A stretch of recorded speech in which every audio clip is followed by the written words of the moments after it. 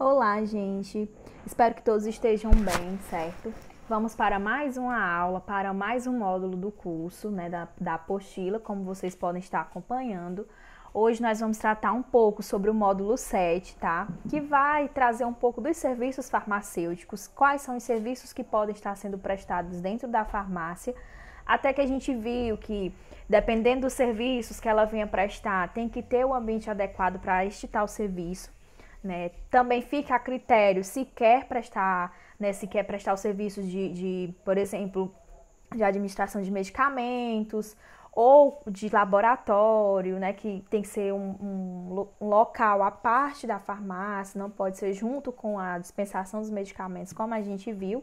Então, vai variar de acordo com o que a farmácia quer prestar de serviço e que para ela prestar esse serviço, ela tem que dispor, né, de alguns critérios, tem que executar tais critérios para ela poder servir e prestar tais serviços, tá? Ficou meio que redundante, mas vocês entenderam.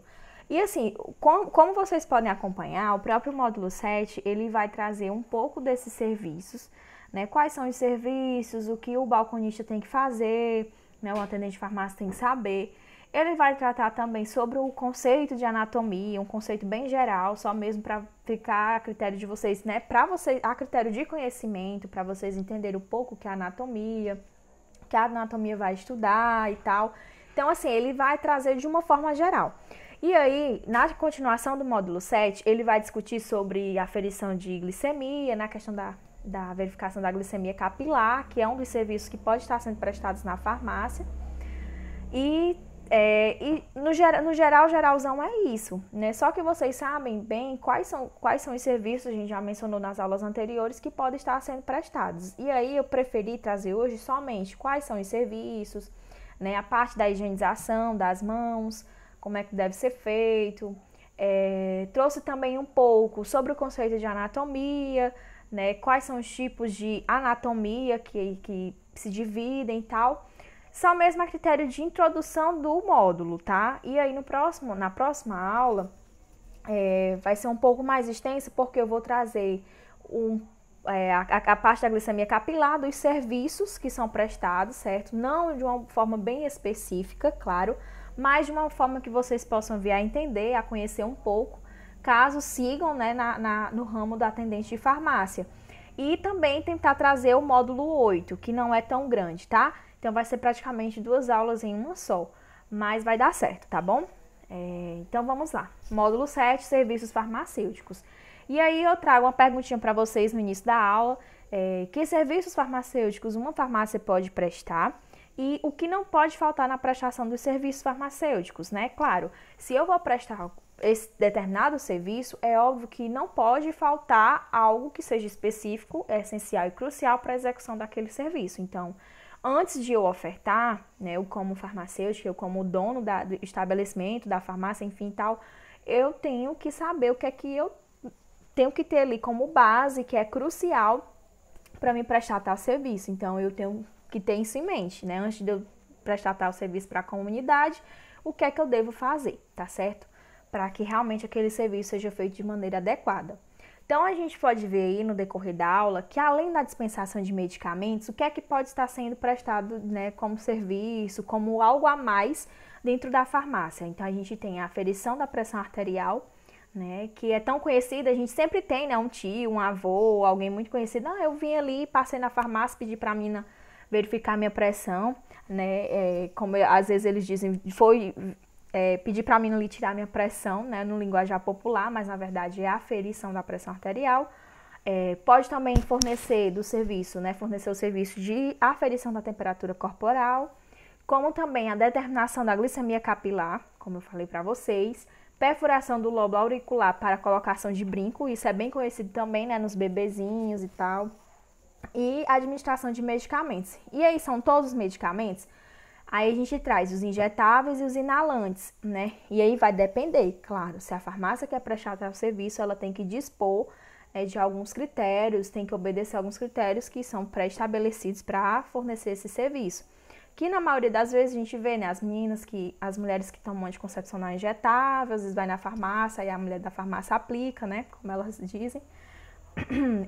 Desculpa. E também essa parte dos inalantes, né, aerosol e tudo mais.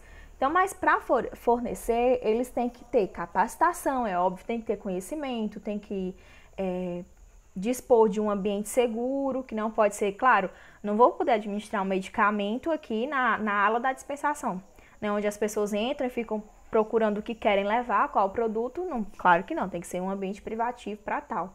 E dispor de todos os materiais que são necessários, tá? E aí a gente tem que ter algumas coisas em mente, né? Sempre lembrar disso, e é importante. Por quê? Em relação à aferição de pressão e da glicemia capilar, eles não constituem um diagnóstico. Isso eu já falei nas aulas anteriores. Por quê? Às vezes as pessoas têm... É até bom vocês entenderem isso e saber. As pessoas às vezes têm uma mania de achar que a glicemia capilar ela vai determinar e diagnosticar que a pessoa tem um diabetes, por exemplo, diabetes mellitus, e não é.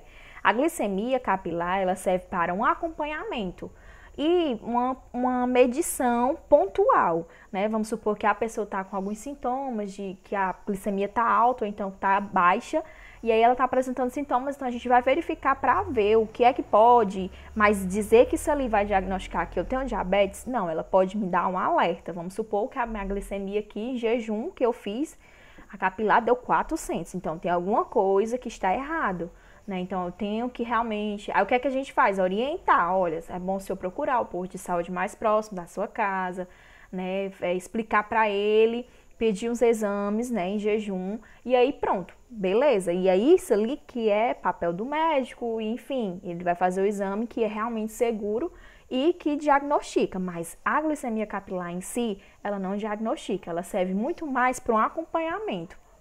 Então, sempre tem em mente que a aferição de pressão também, se a pressão do paciente, do cliente chegou lá, deu 16/14. Não, senhor, está hipertenso, não. Isso aí não é competência de vocês de estarem dizendo. Isso aí é competência médica dos profissionais adequados para tal, que vai fazer todo o acompanhamento. E tem toda uma conduta terapêutica que não condiz, né, claro, com, por exemplo, não é de responsabilidade do atendente de farmácia, tá? Mas você sim, vendo essa alteração gigantesca, claro que você vai orientar de procurar um profissional de saúde e tal, certo? É isso que vocês podem estar fazendo. Mas diagnosticar jamais, só serve realmente para acompanhamento de quem tem hipertensão, de quem tem diabetes, tá bom?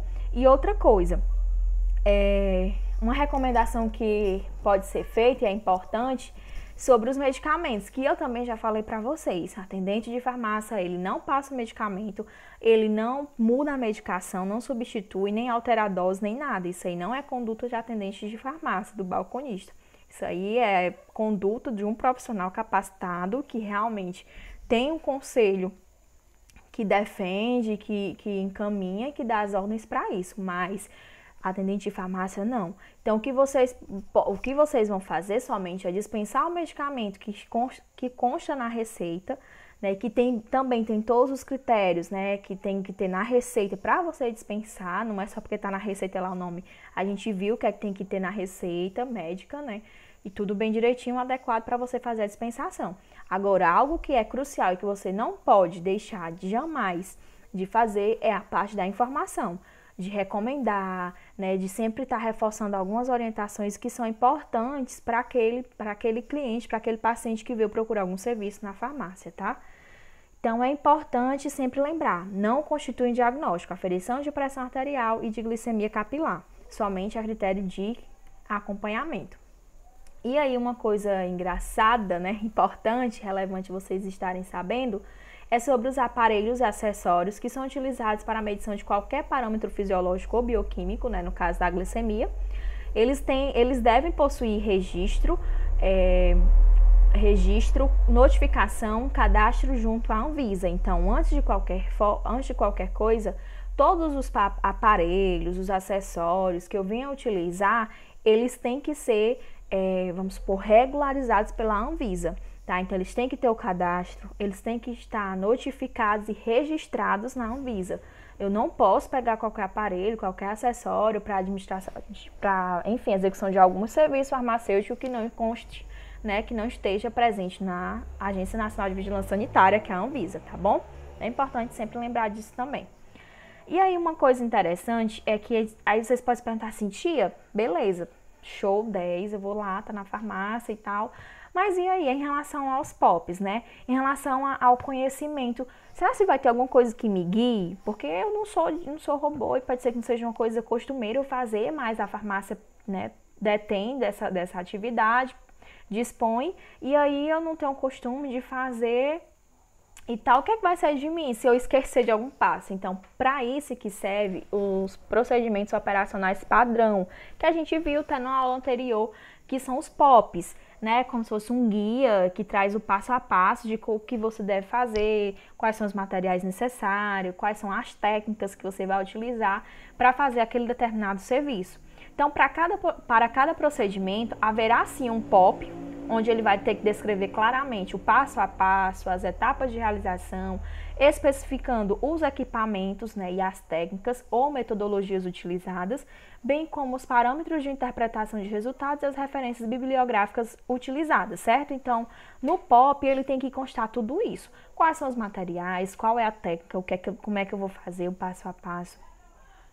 Quais são as metodologias que são utilizadas, os parâmetros, né? Vamos supor, diretriz, de qual documento eu estou seguindo que, para a glicemia capilar, eu digo que em jejum o esperado é até 126, por exemplo. Então, tem que ter alguma referência bibliográfica, né? Algum conteúdo que me... Como é que eu posso dizer? Que me baseie, que fundamente que isso ali realmente é um valor de referência. Então, além da interpretação dos resultados, tem que ter qual é o órgão, qual é o documento que diz que aquele resultado é o esperado ou que aquele resultado acima disso ali, a gente tem que dar orientação para que eles possam procurar um serviço de saúde e fazer exames mais específicos, certo? Então tem que ter tudo isso, constar tudo isso no POP e para cada procedimento. Se for para aferição de pressão, tem que ter um POP, se for para glicemia capilar, tem que ter também um POP explicando, como também para qualquer outro serviço que eu vou estar ofertando na farmácia, tá? E aí, gente, é importante ter algumas coisas em mente também em relação aos resíduos de saúde. Porque, quer queira, quer não, se você vai fazer a administração de medicamento, você vai gerar resíduos de saúde, como também a questão da verificação da glicemia capilar, porque tem a questão, a agulha, né, ou a lanceta que é utilizada, a fita que você vai colocar, né, no glicosímetro, que é o aparelho. Enfim, então todo aquele material que está ali por detrás, o algodão, que pode ser que a pessoa jogue, enfim, tudo isso ali tem que ter um local adequado para ser descartado. Eu não posso colocar em qualquer lixo ou em qualquer lugar, certo? Então, os resíduos de saúde gerados por alguns procedimentos, como materiais perfuro-cortantes, que aí entra a questão das seringas, né, das agulhas, das lancetas, gaze, ou algodão sujos com sangue, deverão ser descartados conforme as normas para gerenciamento de resíduos de serviços de saúde. Então, assim como tem diversas normas para diversas coisas, há também, sim, normas que dispõem sobre a gerência, né, sobre o gerenciamento dos resíduos de saúde. Não todo e qualquer serviço que gere algum resíduo, algum lixo, ele tem, sim, uma forma de ser descartado, uma forma de ser, né, como é que ele vai ser, se ele vai ser, como é que eu posso dizer? Enfim, como é que ele vai ser processado, né, após ele ser descartado. Então, tudo isso tem uma norma. Qual é o tipo de lixo? Não é qualquer lixo. Até porque a gente às vezes vê, como tem na figura, tem um lixo branco, tem um lixo vermelho, já tem também a questão do lixo preto, que é o lixo comum. Então, para cada tipo de resíduo que é gerado, tem um lixo específico que tem que ser utilizado a depender do serviço que você prestou.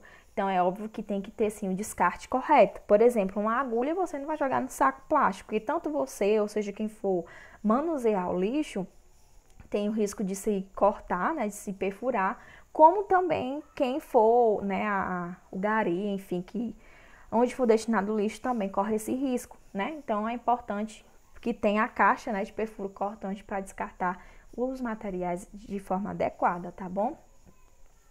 Aí outra coisa que deve se lembrar também, que é em relação, gente, ao ambiente, tá? A gente já falou diversas vezes que quanto ao ambiente destinado aos serviços farmacêuticos, esse ele deve ser diverso daquele destinado à dispensação. Isso eu já bati na tecla muitas vezes, se cai na prova, enfim, algum trabalho vocês não podem esquecer.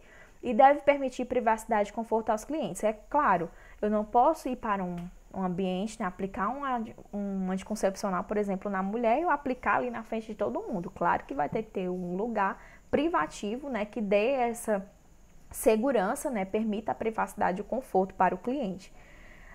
Portanto, tudo deve ser pensado previamente antes de organizar a farmácia. Então, se eu já penso em prestar um serviço desse, é óbvio que na planta mesmo da farmácia, quando for ser feito, já tem que incluir esse projeto que eu tenho em mente, né?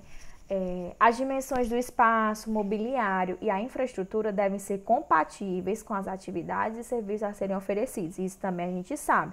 Bem como que não pode ser de qualquer forma. Isso também a gente viu. Eu quero a parede com textura. A gente viu que a parede tem que ser lisa, o teto tal.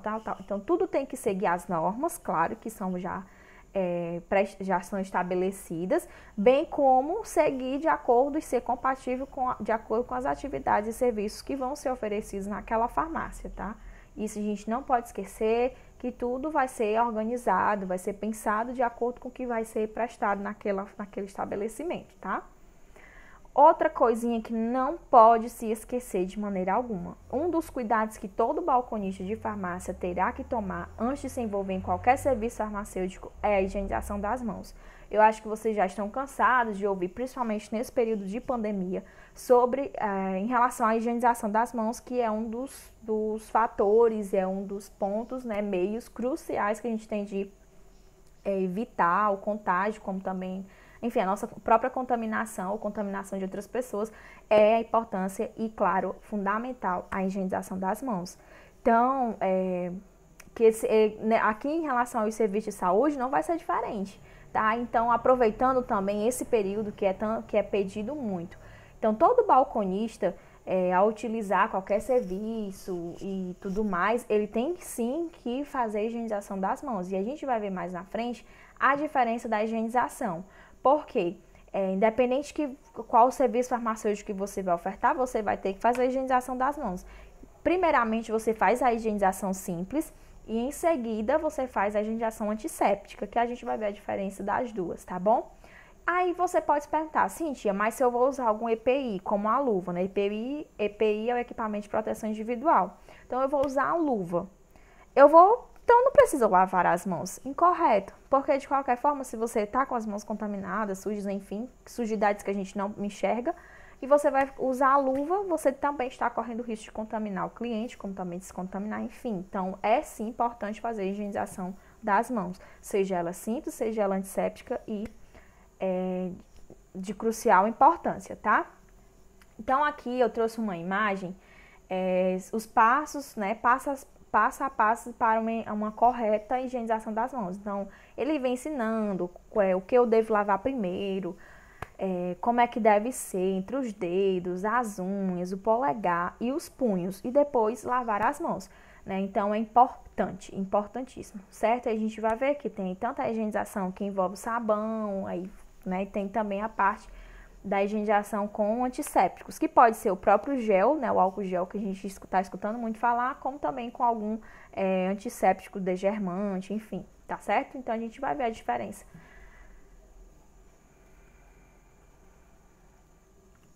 Sobre a higienização. A higienização, ela remove a sujidade, o suor, a oleosidade, os pelos, as células descamativas e a microbiota da pele, sendo a medida mais simples e mais barata para prevenir a propagação das infecções relacionadas ao serviço de assistência à saúde. Então, às vezes a gente pensa que é uma besteira, mas lavar a mão? Que besteira, não está nem suja. Claro, você não vê, porque são, por exemplo, uma bactéria, um vírus, enfim, essa parte também da microbiota da própria pele é invisível a olho nu, a gente só vai ver a nível de microscópio, então não tem como você saber se realmente garantir 100% se as suas mãos estão limpas, né, estão devidamente higienizadas. Então, por isso a importância de sempre higienizar as mãos, né, porque remove toda a sujidade, o suor, essa parte da oleosidade, né, enfim, células descamativas, porque a gente sabe que sim, a nossa pele sempre está se renovando, então vai ter sim essas células descamativas, células mortas. enfim, que tudo pode ser um meio, né, para desenvolver um campo, né, de desenvolvimento para alguma infecção, propagação de alguma infecção, certo? Então, as mãos, a parte da higienização das mãos é crucial, tanto para a minha saúde quanto para a saúde do cliente que venha atrás do serviço, tá? Então, eu vou dar uma pausa no vídeo para me vir no próximo vídeo com o restante da aula e trazendo justamente a parte de diferenciação das higienizações que existem, conceito de anatomia, quais são os tipos de anatomias, tá bom? E de anatomia, para a gente entender um pouco melhor desse módulo 7 e só depois é que eu venho trazer sobre os serviços que compõem a farmácia, tá? Que a farmácia pode dispor.